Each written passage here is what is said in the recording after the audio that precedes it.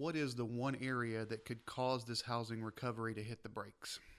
Welcome to the show that takes up no more than 5 minutes of your time, but could help you gain massive real estate knowledge. It's 5 Minutes in Real Estate with best-selling author Shane Willis.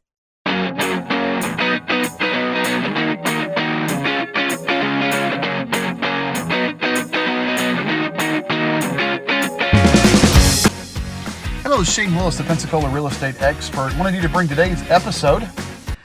Today we're going to have a little bit of a continuation of what we talked about yesterday. Yesterday I titled it that we're back on solid ground. And I told you the story about how the housing crisis started with me and my family, and how the foreclosures happened to me, how the short sales happened to me, how, I lost pretty much everything. And we've had to claw our way back. Well, as a nation, we've had to do the same thing. But right now, that seems to be completely in the rearview mirror. We are in complete recovery from the real estate market. Home values are up. Home sales are up. Distressed sales, that's your foreclosures and your short sales, those have fallen to their lowest point in years. And all indicators are saying the market's going to strengthen in 2018. There is one issue we're starting to see now. There is an issue that could cause us to hit the brakes on this strong recovery. Buyer demand is extremely strong, still normal, especially for this time of year across the country. And now that we here in Pensacola have had our cold snap, where we saw 2 snows in one winter. And now as I'm sitting here talking to you, January 8th, 7th, 8th, I don't know what the date is. It's 60 degrees. So now we're in January and we're back in 60s. The buyer demand is still there. The supply is what's not keeping up. I want to read you some statistics. The National Association of Realtors came out and said total housing inventory at the end of November dropped 7.2% to 1.67 million existing homes available for sale, and is now 9.7% lower than a year ago. It also has fallen year over year for 30 consecutive months. Unsold inventory is at a 3.4 month supply at current sales pace, which is down from 4 months a year ago. So a year ago, we were almost in a seller's market. Now we're almost getting a hyper seller's market. And I can tell you, as I looked at my reports yesterday, the weekly reports I get on inventory in our area, there are some price points that are under 2 months worth of inventory.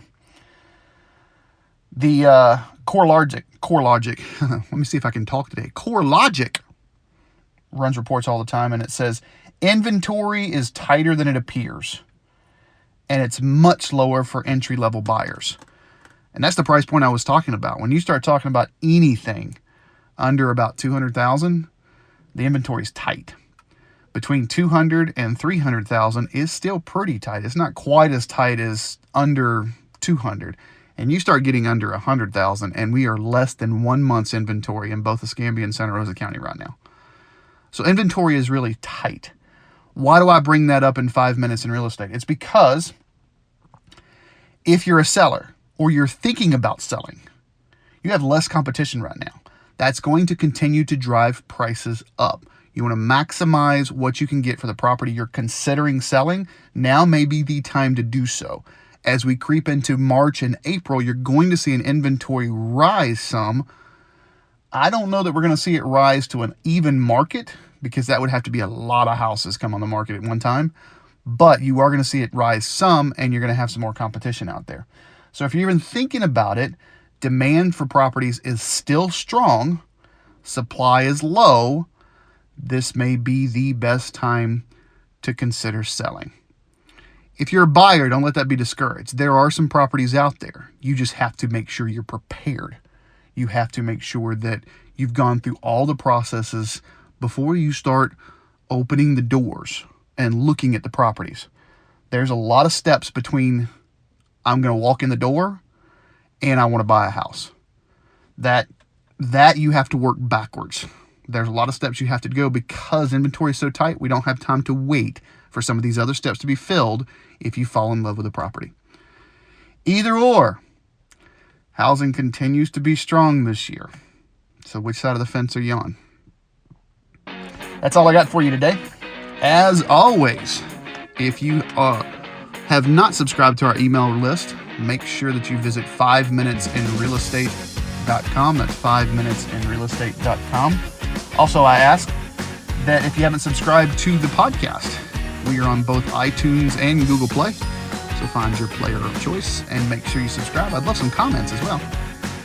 And finally, if this has given you any value, I ask that you share it on social media. Thanks for listening. We'll talk to you later.